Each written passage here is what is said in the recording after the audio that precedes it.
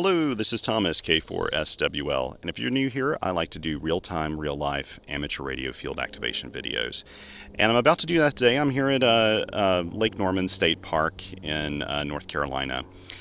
But as I was checking my phone right before I did this activation, I got a request from a reader/subscriber named Mike Thompson. And he was asking a question, and I thought that actually this is as good a time as any to answer that question in a video. Mike was asking me, what is a standard CW exchange for Parks on the Air? And, that's a really good question. Evidently, Mike's looked around and he's found plenty of videos and information about doing standard CW exchanges if you're doing rag chewing or something, but not a lot about Parks on the Air specifically. And it's a good question, Mike, because it's a very formulaic exchange with Parks on the Air. In fact, it's formulaic with any of the field activities or programs like Parks on the Air, Worldwide Flora and Fauna, Summits on the Air, Islands on the Air. All of those have very formulaic exchanges. And that's good if you're new to CW because it means there's less to learn, there's less to listen for. And it's one of the reasons why, even if you're not comfortable with CW yet in terms of doing, fast-paced rag chews and things like that, you can often do activations and hunting in all of those programs in CW because you kind of already know what to expect and what to listen for. So let's kind of go through that, and let's see. I'll move my camera down here. We can see my notepad, and I'll try not to botch this up as I talk about it. So we'll talk about sort of the most standard exchange I use, and I feel like this can be used almost in any situation with Parks on the Air, and I'll focus on Parks on the Air right now. Even if the person on the other end, the hunter, isn't really following the same pattern, you can still follow this yourself and you'll be fine. I believe in adding courtesy into any exchange with Parks on the Air. It's not a contest. It's not something where you have to hurry and get to the next person, unless you're doing some really rare entity or something where there's a ton of demand and a huge pileup. Under normal circumstances, you've got time to put common courtesy in there because these are friends that you kind of are connected to over this wireless network. Every time you go out, I see a lot of the same people contacting me, and that's sort of one of the fun things about Parks on the Air. So first of all, let's talk about CQ calls. Now, with CW, there are basically two different types of CQ calls you might make for Parks on the Air. One is a long one, and another one is a short one. And people have different ways of doing this. There's no one standard way. There's no ordained way by the Parks on the Air entity to tell you how to do this. But in general, here's what people do. Long CQ calls are really used by CW operators to get spotted, either by a human picking them up, or actually, more often than not, it's by the reverse beacon network picking them up. And if you're not familiar, the reverse beacon network, in short, is a network of computer-connected receivers that decode all of the CW on the ham radio HF bands. And they decode it, and they make spots. They create spots with that. And you can go to the RBN, and you can look up spots for people that have been on the air. The reverse beacon network is looking for, I found out recently, 2 CQ calls in a row with a space in between them that gives CQ and gives the person's call sign. And if it has those two requirements, in essence, it's going to spot you. And it'll spot you on a particular frequency based on where you are on the bands. What happens is, with Parks on the Air, if you do a scheduled park activation, where you go in there and you schedule your activation, you tell it when you'll be at the park, what day you'll be at the park, say between 12 o'clock UTC and 1600 hours UTC, and you put your park information in there. The POTA website, the SPOTS website, will go to the reverse beacon network during those times and look for your call when it appears on the reverse beacon network. And if everything's functioning properly, it's kind of nice because I can go out to a site, which I do quite often, where I have no cell phone reception, so I can't spot myself. Without being spotted, it's like you don't exist on the network. So what I'll do is I'll send a CQ call a couple of times, the reverse beacon network picks me up, and the POTA network spots me automatically, and it's just wonderful. I mean, it's just effortless, and it's wonderful. Doesn't always work 100% of the time, but because sometimes there's a little functionality breakdown between the two systems. But when it does work, it's wonderful, and it's pretty reliable. So when I'm first hopping on the air, I may do a long CQ call, and it may look something like this. CQ, CQ, CQ. Now there's space in between these, right? So make sure you're adding a space in between these. POTA for Parks on the Air. And then I'll usually put in DE, meaning from, K4SWL, K4SWL, and then I'll maybe do it like a third time, K4SWL, and then sometimes I'll leave a space and put a trailing K there. And that would be my long CQ call. CQ, CQ, CQ, POTA, DE, K4SWL, K4SWL, K4SWL, K. In a typical activation, if you've watched any of my videos, you may see me do this like a total of one time. I don't do this often. Maybe twice to get attention, but that's about it. A short CQ call, which is what you typically use when you're doing a Parks on the Air activation, especially after you've been spotted, but even before you've been spotted, is much more simple. So let's just say this long one's kind of just like your introduction when you're first getting into this. Sorry for all the high contrast in the shadows here. The sun just peeked through some trees behind me, and it may be kind of bright here on this paper. So let's talk about standard exchange. And here's how it would go. So let's say that I've been spotted and I start to make a CQ call. I'll send CQ, POTA, POTA, DE, K4SWL. I typically do not leave a K after this, but some people do. It doesn't matter if you do or not. The important part is if you leave a K, make sure you leave space after this, after your call sign. You never want the K to be right up against your suffix. And then let's say that my buddy Mike answers me. And so I'll try to keep my stuff on this side. And so this is me as an activator. And let's say the hunter stuff's over on this side. So let's say my buddy Mike contacts me, then all he'll do is send his call sign, K8RAT. Okay, when I hear that, my reply will be K8RAT. And then I'll usually send something like, for example, right now it is 11:19 in the morning, so I would send GM, which means good morning. If it's in the afternoon, you send GA. If it's in the evening, you say GE. I typically give it for my time. So for example, if it's 1:00 p.m. here and it's in the afternoon, if someone's contacting me from California, I know it's their morning time, but I usually send GA for good afternoon because that's what it is, my time. And then I'll say K8RAT, GM. I usually put in UR, but you don't have to do that. But I usually say you are because that lets the other person know you're about to send a signal report. And let's say it's 599. I can send this, I usually send it 5NN, and I send it twice, 5NN. Now, some people will send one with the nines spelled out as numbers, so it'll be 5 and then da da da da dit, da da da da dit. And then the second one, they'll say 5NN or something like that. I always just send N's because it's really quick and people recognize it really quickly. And then usually I'll send BK, back to you.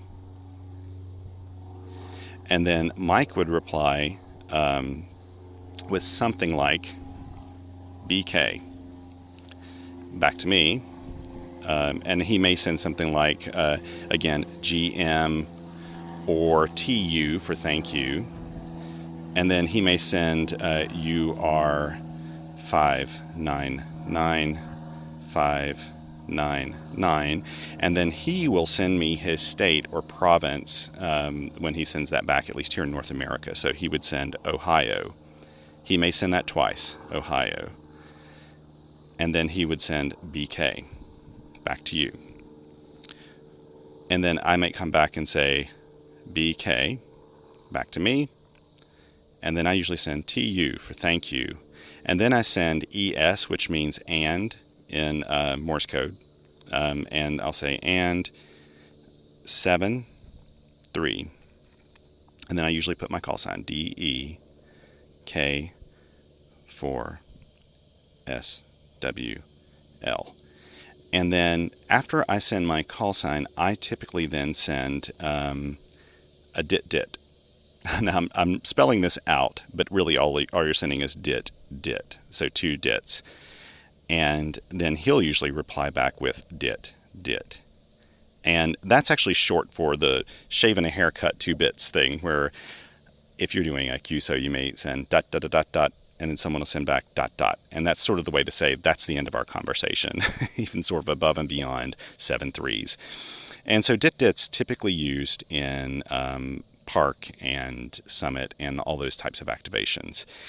Sometimes you may send dit and no one replies back, and some people don't use it, and that's perfectly fine if they don't. This is sort of, like I said, a standard one. So again, CQ POTA DEK4SWL, and then Mike replies back K8RAT. And then so I say K8RAT, good morning, you are 599, back to you.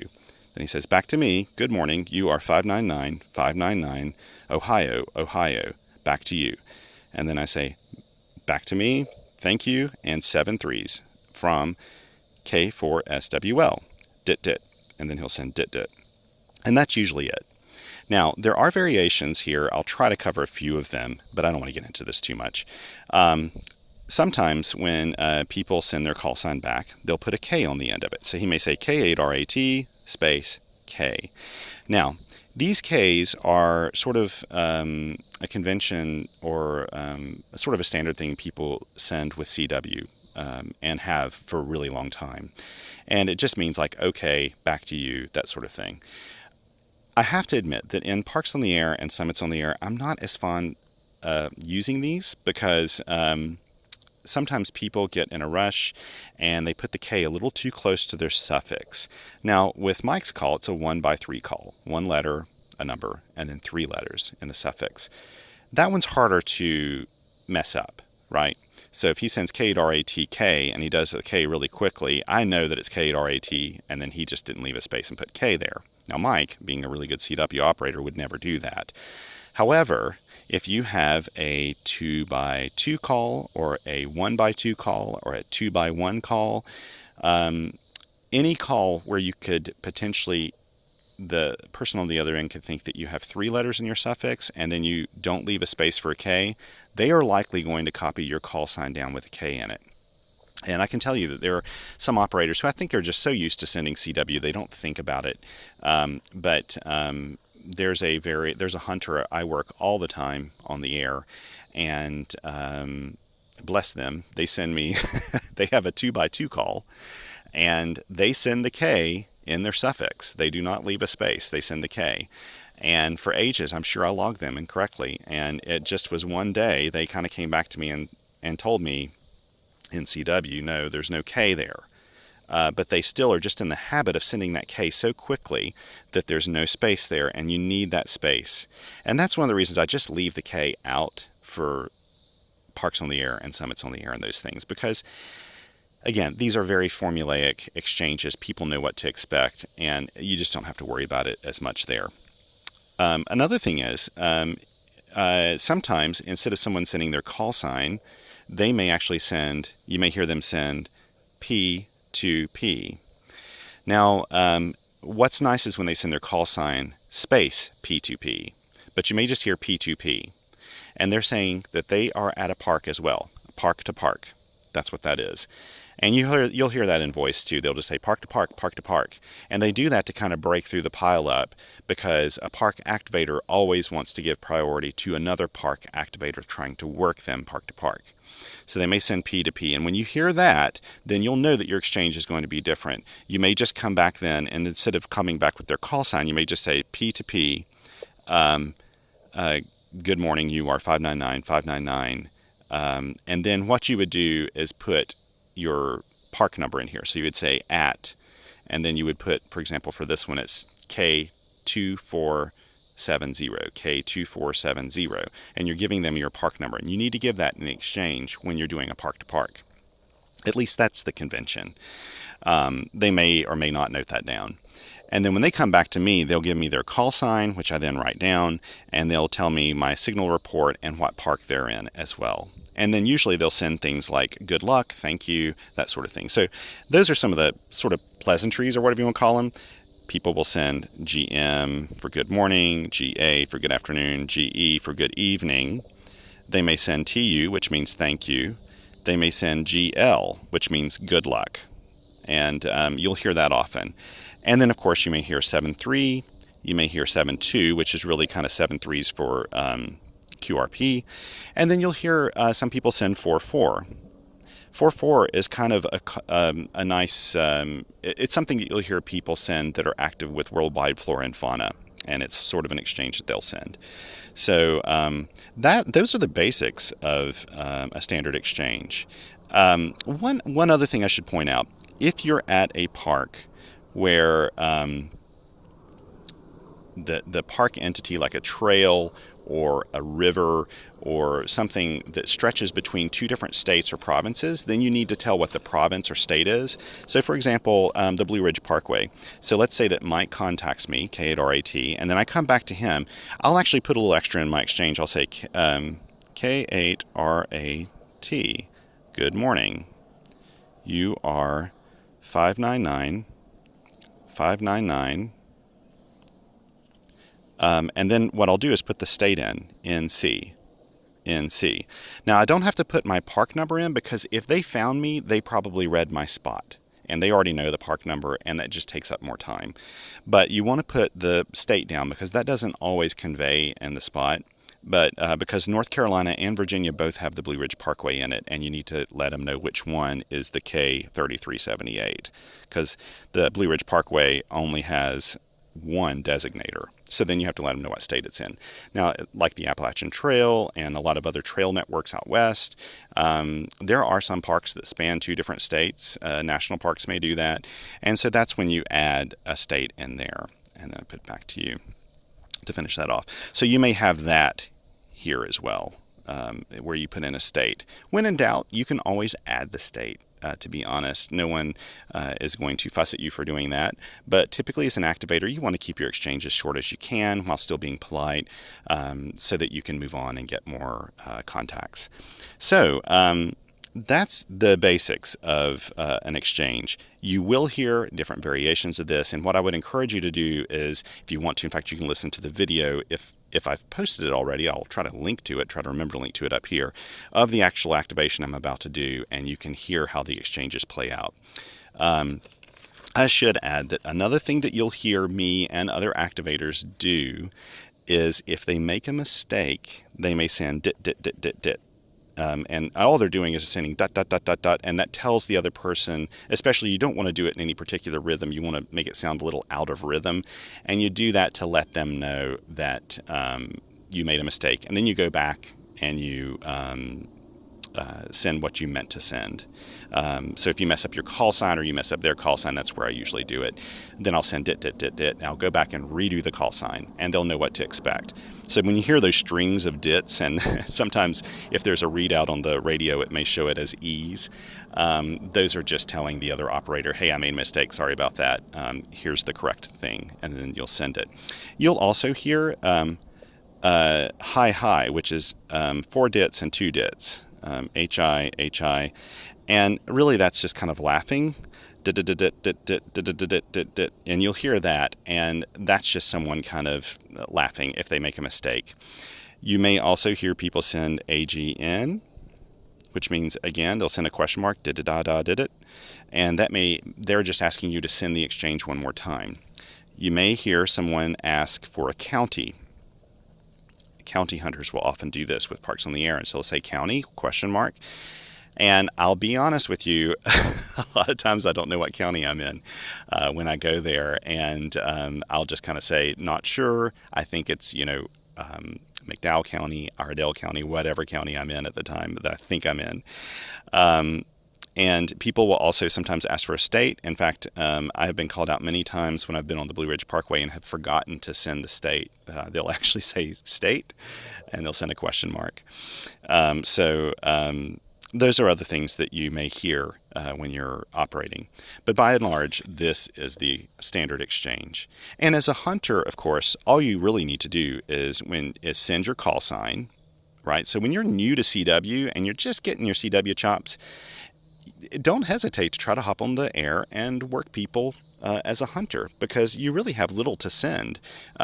Send your call sign, and then when you hear your call sign come back, try to take their signal report, and then you just come back with this nice exchange back to me. Good morning, you're 599, your state, back to you. And then that's pretty much it. You only have to send really those two things right there in order to complete an exchange as a hunter, and then usually put dit at the end. And if someone doesn't send a dit, they may be waiting on you to send that to make sure that you copied. But dits almost are always there. You'll hear me do that all the time. And I try to do it out of syncopation a little bit so people know that I'm not sending an I or something like that. So anyway, I probably overtalked this, but that's a standard Parks on the Air exchange. And to be honest, it's not much different than Summits on the Air or Islands on the Air, any of those other things. They're very, very similar in their formula. So if you have any questions or any comments, feel free to add them below. Again, I'll try to link to the actual activation I'm planning to do here in about a couple seconds. Hopefully this activation will go really well. Propagation's terrible today, but that doesn't really matter. It's all about getting outdoors and having a little bit of radio fun. So let me know if you have any questions. Thank you very much, and subscribe if you feel like it. Thank you very much, and 7 threes.